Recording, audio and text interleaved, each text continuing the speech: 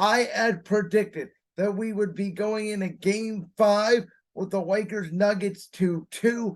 Obviously, that did not happen. Denver ended up winning the series on a 4-0 sweep. Very shocking to me that Denver would sweep the Lakers. I thought the Lakers would just come out in game 4 and steamroll Denver, which they did in the first half. But as we talked about, LeBron obviously had a great game, put 48 minutes with a broken foot, was absolutely unbelievable, had nearly a 40-point triple-double, did everything he could at age 38. What he's done at age 38 is unprecedented. And I think the retirement talk, by the way, is more of a marketing ploy.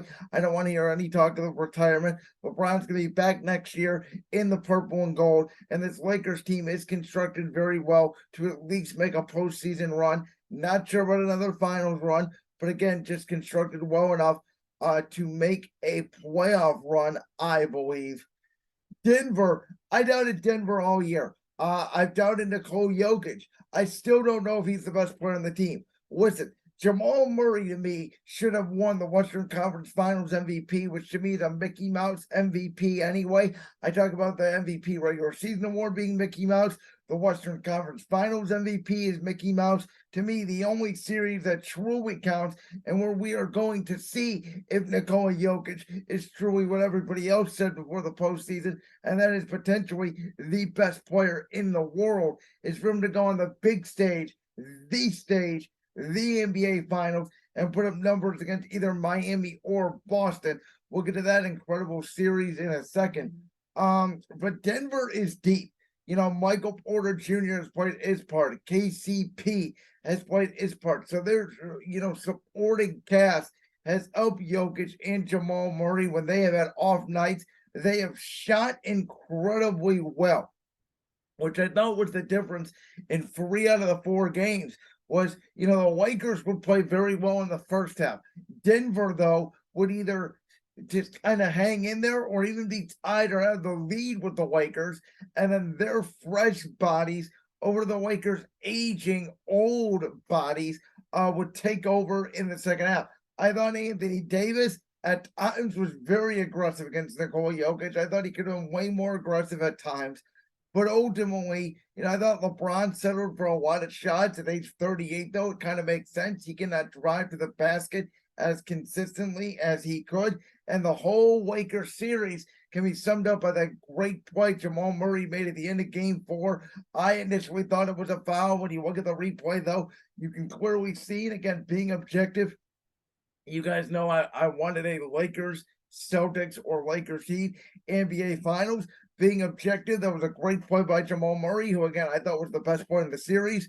I thought he won Denver game 2 and game 3 with that tremendous performance in game 3. And obviously, the last time we really saw Jamal Murray in playoff action was the NBA bubble, which, as we talked about, may not be as Mickey Mouse as we originally thought, since this is a rematch of the NBA bubble in the conference finals.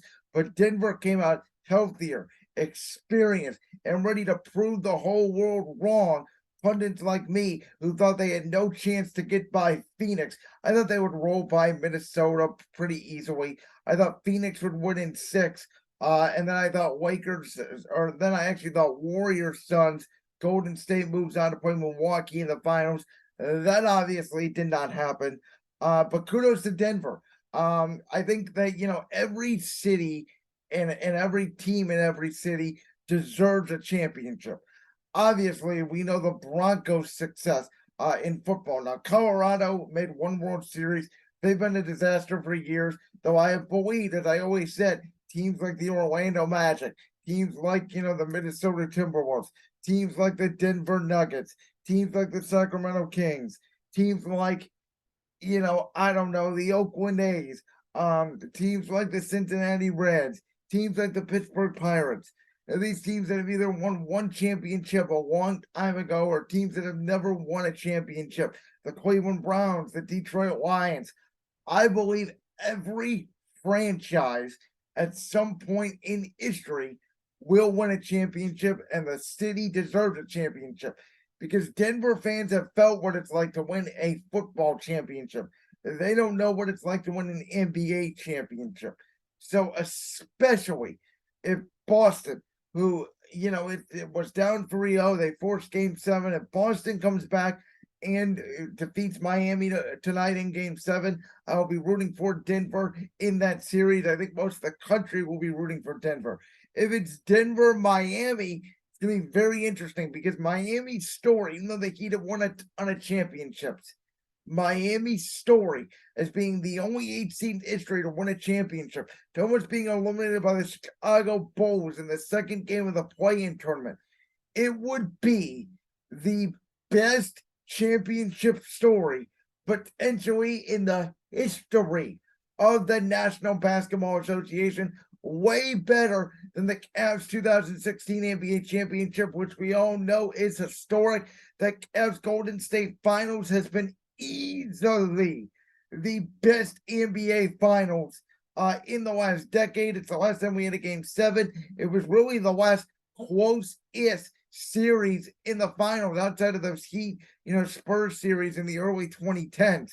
So we haven't had a great NBA Finals in a while. Obviously, Golden State killing Cleveland, Toronto winning that championship, which they did deserve. Though obviously Golden State was injured, but as we talked about a lot, injuries dictate who wins the NBA championship every single year. You can make an argument if Phoenix had Chris Paul, the Suns could be in the NBA Finals right now. I mean, it's just the way it is. By the way, Miami's been doing this the whole series without Tyler Hero and some of their guys, Victor Oladipo as well. So it's been absolutely amazing to watch. I give full credit to the Denver Nuggets, Jamal Murray, Nikola Jokic, KCP, Michael Porter. They are a very good team. And how could Mike Malone, who was an assistant for a long time and grinding his wheels with Denver, finally capture championship gold? We'll find that out on Thursday. Game 7 of the Eastern Conference Finals, which never in a million years would I have thought we would get to Game 7 of the Eastern Conference Finals. I predicted Boston to win this series in 5 games. I thought the Celtics were just better, and I thought Miami had run out of gas. Then I watched Game 1, and I came on here the next day and said Miami's going to win this series in 6 games. I said when we go back, the next podcast, which is going to be Tuesday, Miami was going to be up 2-1. They were actually up 3-0. And at that point, even though I did not record a podcast last Tuesday, I thought Miami was going to sweep Boston. That was it. I thought Miami took Boston's art in Game 3. Boston didn't even show up. Heat were going to roll. We were going to get Heat Nuggets. And the NBA was going to have to figure out if they were going to have to move up the NBA Finals. Instead, the Heat and the Celtics have now gone through a grueling 7-game series where Game 4 and Game 5 were Boston blowouts. We expected Game 6 to be Nick and Tuck like it was, though Boston dominated the whole game. This is where Game 7 gets really tricky because you can make an argument tonight for both teams. Because in Game 6, Boston dominated the whole game. Jason Tatum had a very quiet 30-plus game. I thought Jaylen Brown came out and set the tone very early with his shot making. Marcus Smart gave you an incredible night of scoring from Marcus Smart. Jimmy Butler and Bam Adebayo were abysmal through 3 7/8 quarters. And yet, Max Strus, Duncan Robinson, Caleb Martin, Gabe Vincent, 4, count them, 1, 2, 3, 4 Miami Heat players.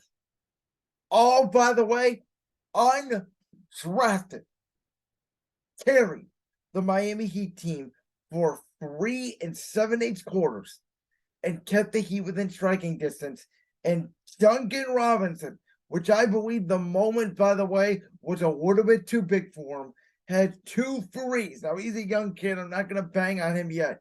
But he had 2 threes that were wide open to give the Heat the lead late in the quarter. Dinged him. Boston had a 2-point lead going into the final minutes. Marcus Smart missed a free throw, kept the opening for the Heat. Jimmy Butler gets fouled by Al Horford, which is absolutely a foul. Al Horford should have just let Jimmy Butler take that horrible fallaway shot, because I believe at this point Jimmy Butler was like 3 of 20 from the field. It was one of his worst shooting games ever. Cashed in 3 free throws. And at that point, we all thought, okay, Heat, Nuggets, NBA Finals. The game played out exactly like I thought. Boston would play very well. I thought Jason Tatum would have an okay game, a Jason Tatum-like game, or again, I still don't think Jason Tatum has the genes in him, and this, being his 6th, 7th NBA season, to be that guy. I thought Jaylen Brown was that guy on the court Saturday night. And then they give the ball to Marcus Smart, and Marcus Smart over 2 people almost puts it in. It rattles in and out. Perfect bounce to Derek White, who Miami had struggled on the offensive glass all night long. Derek White lays it in, and now Miami has to go where they did not want to go back to. That being the TD Garden in Boston, a hostile environment as the Boston Celtics try to be the first ever NBA team to come back down 0-3. They are only the 4th ever NBA team to force a Game 7. They went through it last night on TNT, or excuse me, on Saturday night. The difference being all 3 of the previous teams had to win Game 7 on the road. Boston has to win it at home in that raucous environment. We all know the New England Patriots had the greatest comeback in NFL history, being down 28-3 in the Super Bowl. We know the Red Sox have the greatest comeback in the history of postseason baseball, down 3-0 to the Yankees in the ALCS, 1-4 straight. The Boston Celtics, I believe now, and again, I've been wrong about most of the NBA playoffs. I've been wrong about this series. I think we all kind of had the same thought, though, believe it or not. Boston was going to win. Then we saw Miami dominate. Then we all thought Miami was going to sweep them. And now here we are, Game 7. Now I think it's the Boston Celtics. Before the game last night, obviously didn't record a podcast, but I had said to myself, this is Miami's Game 7. And a lot of people were echoing that sentiment. Could you imagine if that was the way Game 7 ended? I think it's very plausible tonight's Game 7 is a blowout in favor of the Boston Celtics. And I gotta say, if you're Denver, you are loving this. You are licking your chops because you thought you were going to get a fresh Miami Heat. And now even if you do get the Miami Heat, you're going to get a worn down Miami. Whatever the spread is in Game 1, take Denver. I think Denver absolutely dominates in Game 1 up there in that altitude on Thursday night. And then Game 2, when they've been there for days and they get used to it, Boston or Miami, I think, have a chance to win Game 2 in Denver. I would tell you that right here, right now.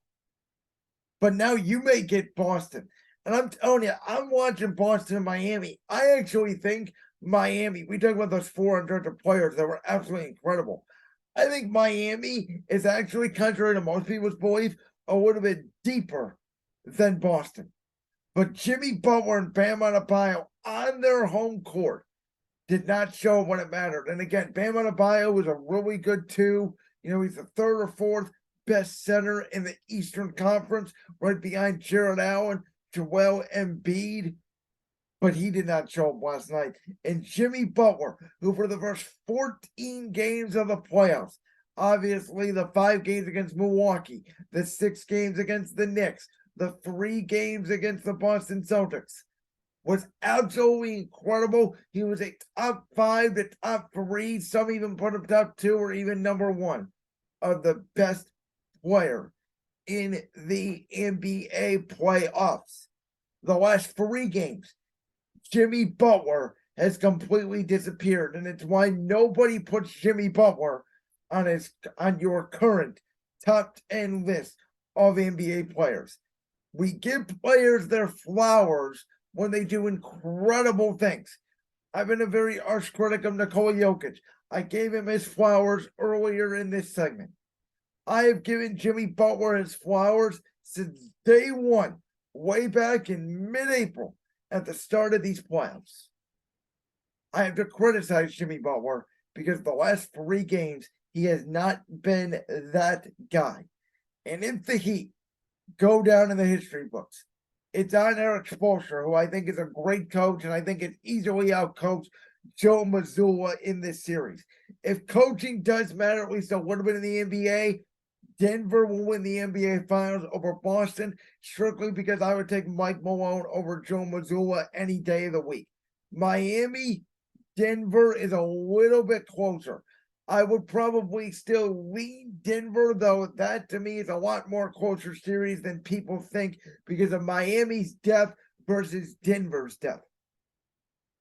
But at the end of the day, if Miami blows this 3-0 lead, it's on Spoelstra, it's on Butler, it's on Bam, it's on Kyle Lowry, it's on everybody in that locker room. They should have wrapped it up in 4 Miami. They did not. Credit to Boston, they did not give up. Jason Tatum and Jaylen Brown.